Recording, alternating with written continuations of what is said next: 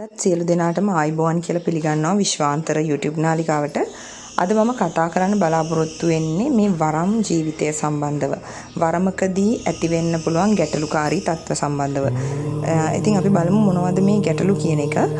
අපි දන්නවා වරමකදී ගොඩක් අයට අසනීප තත්ත්ව එනවා. ඒ වගේම තමයි මානසික ආතති එහෙම නැත්නම් තමන්ගේ ජීවිතයේ එදිනෙදා කරගෙන ආපු දේවල් වල කඩාකප්පල් වීමක්, බිඳ වැටීමක්. එතකොට ඒ වගේම තමන්ගේ පෞල් ජීවිතය තුළ බැඳීම් සම්බන්ධව ඇති ගැටලු. ඔන්න ඔය වගේ ගොඩාක් ගැටලු මේ වරම් ජීවිතය තුළ ඉන්න අයට ඇති වෙනවා. ඉතින් එතකොට මේක එක එක්කෙනා එක එක විදිහට දකිනවා. ගොඩක් අය මේකෙදී දකිනවා මේ වරම සමග මේ දේ ගන්නෙ නැති වුනහම මේ දේ වෙනවා. ඒ වගේම තමයි ඒ දේ ආවට පස්සේ වරමක් ආවට පස්සේ වරම අරගෙන වැඩ කරන්න ඕන. ඒ වැඩ කරන්නේ නැති හින්දායි එහෙම වෙන්නේ. ඒ පැත්තට නැඹුරු කරගන්න මේ දේවල් වෙනවා. ඒ වගේම Tamanට මේ ජීවිතය ගැන අනිත්‍ය කියන කාරණාව වැඩියෙන් කියන්නේ ධර්මයේ තුලට දහම ගැන ඇති අවබෝධය එහෙම නැත්නම් දහම ගැන ඇති විශ්වාසය ඇති කරවන්න, දහම පැත්තට නැඹුරු කරන්න, අනිත්‍ය මෙනෙහි කරවන්න මේ දේවල් සිද්ධ වෙනවා කියලා ඔය එක එක්කෙනා එක එක විදිහට මේක විග්‍රහ කරනවා. ඉතින් මේක මොන විදිහට විග්‍රහ කළත් මේකේ සත්‍ය කතාව මම දකින්නේ මෙන්න මේ ආකාරයට. ඇත්තරම වරමක් ආවට පස්සේ වරමක් තියෙනවා නම් ඒ කෙනාට මේ වගේ ගැටලුකාරී තත්වයන් ඇති වෙන්නේ ඇත්තටම එයාව මේ වරමට සම්බන්ධ කරගන්න. එහෙම නැත්නම් මේ වරමේ ඥාතියට අවශ්‍ය කරන දේ මේ කෙනා ලවා කරවා ගැනීමට තමයි මේ වගේ ගැටලු තත්වයන් එයාට ඇති කරවන්නේ. ඉතින් ඒකට ගොඩාක් හේතු තියෙනවා. ඇයි මේ වරම් ඥාති එහෙම කරන්නේ? වරම් ඥාතීන් විසින් මේ විදිහට කරන්න හේතුව ඇත්තටම ඇයි මේ වගේ කෙනෙක් එන්නේ? ඒ කියන්නේ වරම් ඥාතිය කියන්නේ කවුද? වරම් ඥාතිය කියන්නේ ඇත්තටම යම් අමනුෂ්‍ය බලවේගයක්. යක්ෂ ප්‍රේත භූත ඔය වගේ මොකක් හෝ තලයක ඉන්න අමනුෂ්‍ය බලවේගයක්. ඉතින් මේ කෙනා අපිට සම්බන්ධ වෙන්න හේතුව මෙයාට අවශ්‍ය කරන මොනවා හරි දෙයක් අපෙන් ලබා ගන්න. එක්ක පින් වෙන්න පුළුවන්, එහෙම නැත්නම් වෙන දෙයක් වෙන්න පුළුවන්. ওই දේවල් ලබා ගැනීම සඳහා. ඉතින් එතකොට ඇත්තටම දැන් යාලා පැමිණෙන්නේ දෙවියන් විසින් දුන්න අවසරයක් තියෙනවා කියලා. ඒ වගේම දෙවියෝ විදිහට තමයි මේගොල්ලෝ පෙනී ඉන්නේ. ඉතින් ඇත්තටම දෙවිවරු කාගේවත් ශරීරවලට එන්නේ නැහැ. සම්බන්ධ වීමක් එහෙම වෙන්නේ නැහැ. දෙවිවරු හා සම්බන්ධ වීම පුළුවන්. හැබැයි නමුත් ඒක ලොකු ආධ්‍යාත්මික ගමනක් එක්ක ශක්තියක් එක්ක කරන දෙයක්. ඒක යම් අවබෝධයක් එක්ක තමන්ගේ ශක්ති ගොඩනගාගෙන වෙන දෙයක්. ඒක ලොකු කතාවක්. ඒක නෙමෙයි මේ වරම් කියන්නේ. ඉතින් වරමකදී ඇත්තටම අමනුෂ්‍ය බලවේගයක් තමයි අපිට සම්බන්ධ වෙන්නේ. ඉතින් මේකෙදී මේ කෙනා ඇවිල්ලා දෙවියන්ගෙන් අවසර ගත්තා කියන එකේදී මේ අවසරය ගන්නේ දෙවියන් යටතේ ඉන්න පල්ලෙහා මට්ටමේ කෙනෙක්ගෙන්. දෙවියන්ගේ ඒ කියන්නේ අපි හිතමු දෙවියන්ගේ සේවක මණ්ඩලය ඉන්නවා. එහෙම නැත්නම් දෙවියන්ගේ අවතේව කරන පිරිස ඉන්නවා. දෙවියන්ගේ හා සම්බන්ධ වෙන අයගේ වැඩ බලන ඒ බලයන් ඉන්නවා වෙනත්. ඉතින් ඒ වගේ කාගේ හරි පල්ලෙහා ඉන්න ඒ දෙවියන් අපිට කාලිමෑනියෝ හෝ ගම්බාර දෙවිය හරි ඔය වගේ දැඩි මුණ්ඩ දෙවියෝ වෙන්න පුළුවන්. ඒත් ඔය වගේ මේ ප්‍රධාන දෙවියන් යටතේ ඉන්න ඒ දෙවියන්ගේ ආවතේව කරන වැඩ කටයුතු කරන, එහෙම නැත්නම් දෙවියන්ගේ සම්බන්ධීකරණ කටයුතු කරන තවත් පල්ලෙහා ඉන්න බලවේගය ඉන්න. දැන් අපේ ගමේ ග්‍රාම සේවක මහත්තයා වගේ එයා යටතේ එයා ගමේ මොකක් හරි ප්‍රශ්න වුණොත් අපි මුලින්ම එතනටනේ යන්නේ. එතනින් මේ ඒ ප්‍රශ්න ඉහළට ගෙනියන එක නැති එක තීරණය වෙන්නේ. ඒ වගේ මේ දෙවියන් යටතේ ඉන්න යම් බලවේගයකින් ආත්මයකින් තමයි මේ අවසරය ලැබෙන්නේ. ඉතින් මේ අරගෙන ඇවිල්ලා මෙයාලා කරන කියන දේවල් ගැන ඒ අය අවධානයෙන් ඉන්නේ. ඉතින් ඇවිල්ලා කොහොමද මේ වැඩ කටයුතු කරන්නේ? මෙයාලා සම්බන්ධ වෙන්නේ කොහොමද? මෙයාලා ඇවිල්ලා මිනිසුන්ට යහපත කරනවද, අයහපත කරනවද? මේගොල්ලන්ගේ අතින් කුසල අකුසල් සිද්ධ වෙන්නේ මොන වගේද කියන එක ගැන ඒ අය අවධානයෙන් ඉන්නවා. මොකද ඉතින් ඉහළට ඒ එන බලවේග එහෙම නැත්නම් එන ඥාතිවරයා ගැන ඉහළට ඒ කියන්නේ මේ දෙවියන් යටතේ ඉන්න නිලධාරීන් විසින් දෙවියන්ට මේ වාර්තා ඉදිරිපත් කිරීමක් කරනවා. ඉතින් මේ වාර්තාවල හොඳ නරක අනුව තමයි Tamanට ලැබෙන වරප්‍රසාද තීරණය වෙන්නේ. ඉතින් මේකෙදී මේ ඥාති ආවට පස්සේ ගොඩක් වෙලාවට මේ අය එන්නේ දැන් එයාලා ඉපදිලා ඉන්න තැන ප්‍රේත යක්ෂ භූත ඒ මොන තලයක වුණත් එයාලටත් මනුෂ්‍යයන් හා සමානව ඒ ලෝකවල යැපීමේ අවශ්‍යතාවය තියෙනවා. දැන් අපි රැකියාවක් කරලා කනවා බොනවා වගේ යාළගෙත් යම් අවශ්‍යතාවයන් තියෙනවා. කුසල් අවශ්‍යතාවය වෙන්න පුළුවන්, පින් මදිකම වෙන්න පුළුවන්. එහෙම නැත්නම් යාළට වෙන වෙන දේවල් යාළට අවශ්‍ය කරන වෙන වෙන අභිප්‍රායන් ඉෂ්ට සිද්ධ කරගන්න වෙන්න පුළුවන්. ඉතින් මේ වගේ දේවල් වලදී මෙයාලා විසින් යම් ක්‍රමවේදයක් හොයාගන්නවා ඒ දේවල් කරන්න. ඉතින් ගොඩක් වෙලාවට මේ ගොඩක් බලවේග කරන්නේ මේවා මිනිසුන්ට පීඩාකාරී වෙන විදිහට, දෝෂ විදිහට හරි ඒ වගේ ඇවිල්ලා කරදර කරලා ලබා ගන්න එක. නමුත් යම් සමහර බලවේගයන් විසින් මේ විදිහට අවසරයක් අරගෙන වරමක් විදිහට ඇවිල්ලා ඒ අධ්‍යයක් කරගෙන මේ මේ මනුෂ්‍යයටත් යමක් ලබලා දීලා ගනුදෙනුවක් තමයි මෙතනදී සිද්ධ කරගන්නේ. ඒ කියන්නේ දැන් ඔයාලා ගාවට එන බලවේගය, ඔයාලා ගාවට එන ඥාතිය නැතුව ඕගලන්ට බැහැනේ ওই දේවල් කරන්න. කියන්නේ ඒ ඥාතිවරයා නැතුව ඔයාලට සාස්ත්‍රයක් කියන්න, තව කෙනෙක්ගේ දෙයක් බලන්න, දෝෂයක් පරීක්ෂා කරන්න එහෙම හැකියාවක් නැහැනේ. මේ ඥාතිවරයා අත්‍යවශ්‍යයිනේ.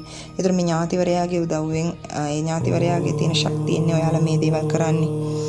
ඉතින් දැන් මෙහෙම එන ඥාතීන් විසින් ඔයාලට සාස්ත්‍ර පේන කියලා, එහෙම නැත්නම් තව කෙනෙක්ගේ අසනීපයක් බලලා අසනීපයක් කියලා, එහෙම නැත්නම් බෙහෙත් කියලා මේ විදිහට උදව් කරනවා. ඉතින් මේ උදව් කරලා එයාලත් බලාපොරොත්තු වෙන දේවල් තියෙනවානේ.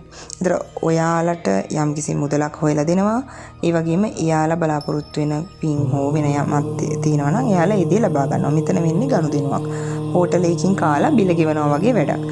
ඒ වගේම තමයි දැන් ඔයාලා හිතන්න ඔයාලට එන ඥාති බලවේගය කියන්න පුළුවන් එයා පෙර ආත්මේ අම්මා තාත්තා ආච්චි සීයා ඔය ඕනම දෙයක්. එතකොට ඒ කියන දේ තමයි අපි පිළිගන්නේ.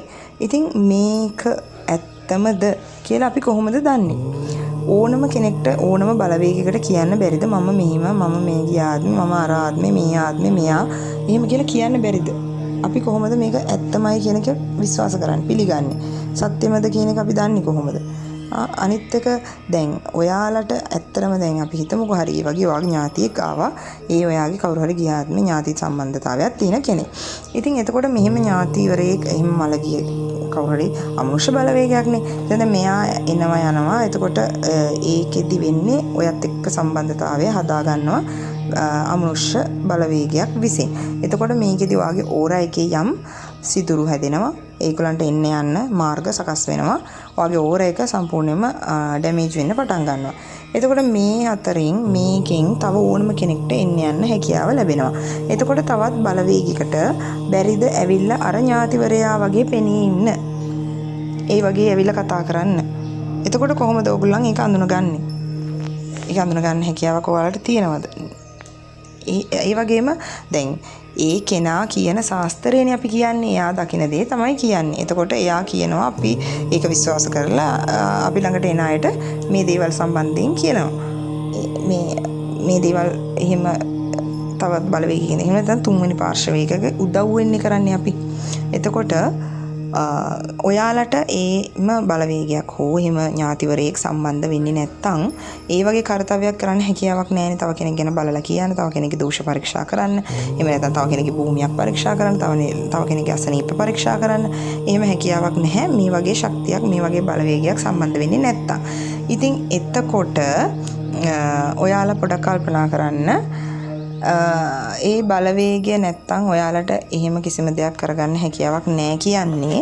එතකොට මේ බලවේගය විසින් ඔයාලව පාලනය කිරීමක්ද මෙතනදී වෙන්නේ නැත්තම් ඔයාලා විසින් මේ බලවේගය පාලනය කිරීමක්ද? මොකද ඔයාලට එයාව පාලනය කරන්න මොකද්ද තියෙන ශක්තිය? ඔයාලට එයා ගැන මොන බලන්න හරි, එයා ගැන දැනගන්න හරි, එයාව මේ අවශ්‍ය විදිහට සම්බන්ධ කරගන්න, පාලනය කරන්න, එහෙම නැත්නම් ඉවත් කරන්න හෝ තියාගන්න එහෙම හැකියාවක් තියෙනවද? එහෙම නැත්නම් ඒ කෙනාගේ උදව්වෙන්ද ඔයාලා අනිත් දේවල් කරගන්නේ? ඉතින් එතකොට සම්පූර්ණම ඔයාලා මෙතන ඒ කෙනාට යටත් වෙලාද නැද්ද? හසු වෙලාද නැද්ද? ඒ කෙනා නැත්නම් ඔයගලට මුකුත් කරගන්න බෑ.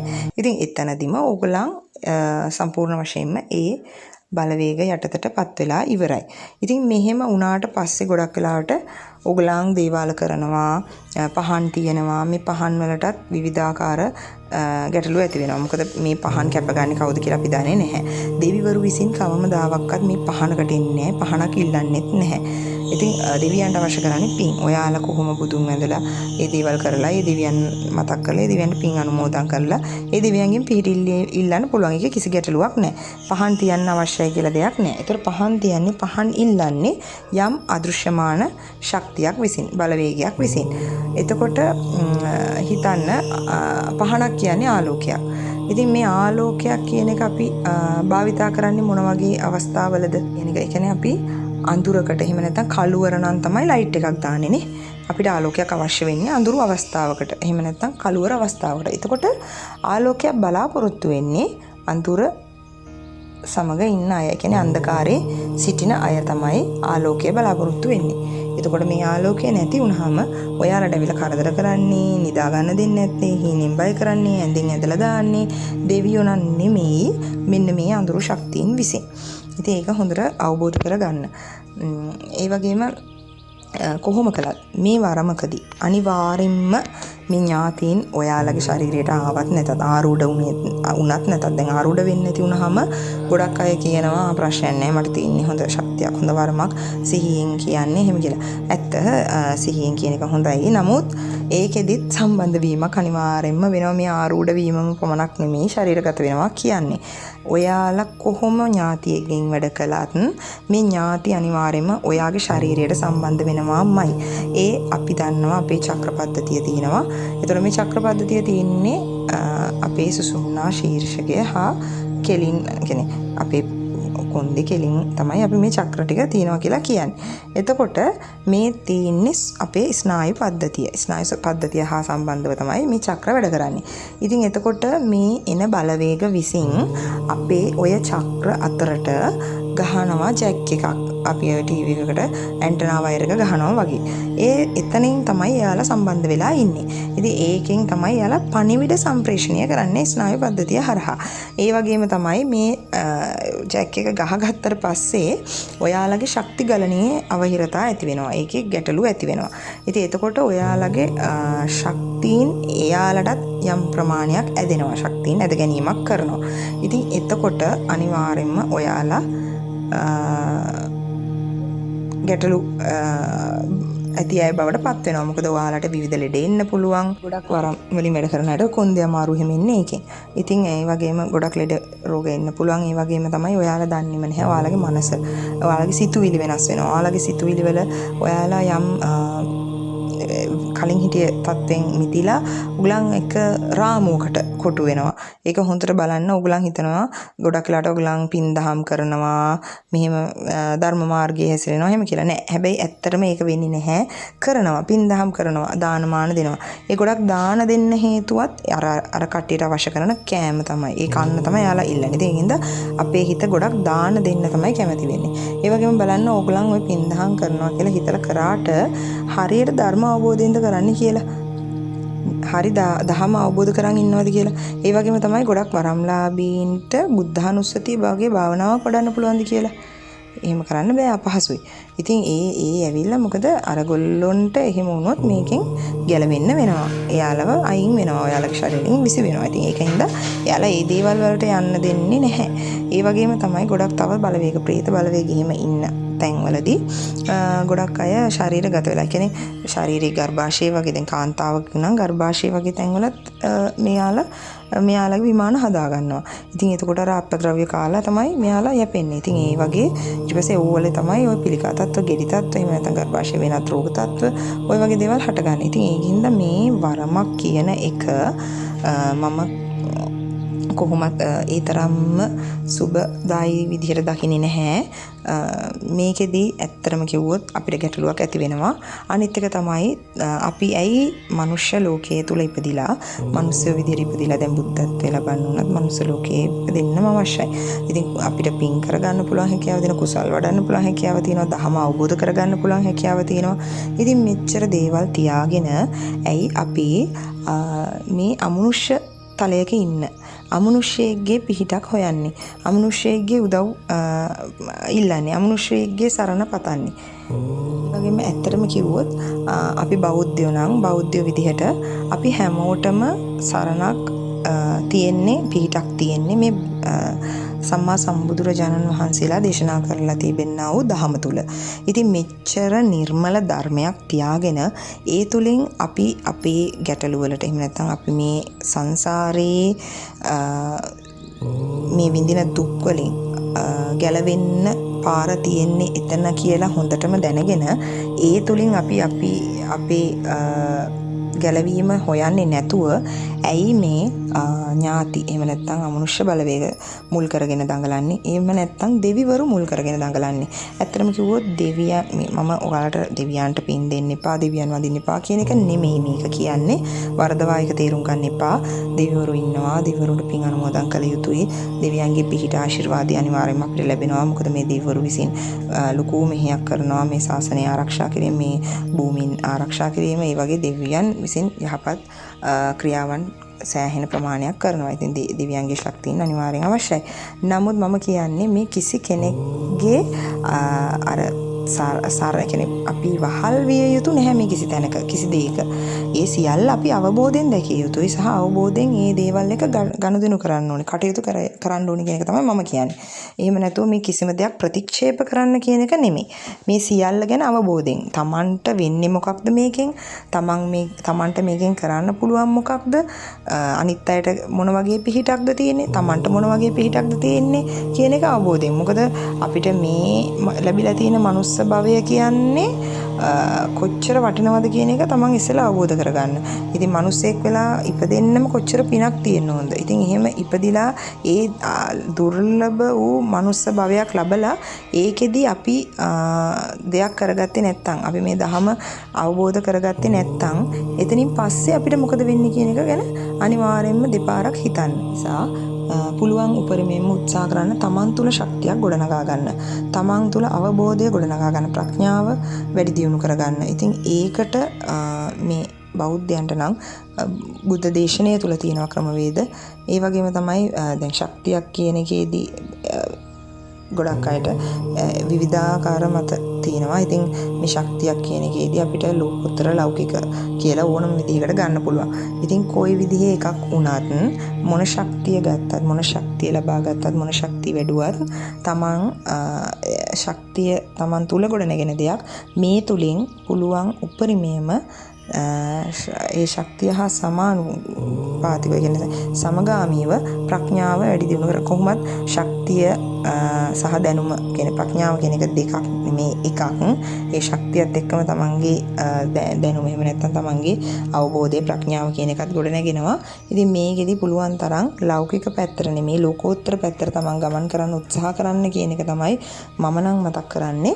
ඉතින් ඒ වගේම අපි අදට කතා කරපු මාතෘකාව මම මෙතනින් අවසන් කරනවා. ඊළඟ සතියේත් මේ වගේම තවත් ගැටලු කිහිපයක් ගැන කතා කරන්න බලාපොරොත්තු වෙන ගමන් අදට මම සමුගන්නවා. සියලු දිනාටම සුබ සතියක් වේවා කියලා ප්‍රාර්ථනා කරනවා.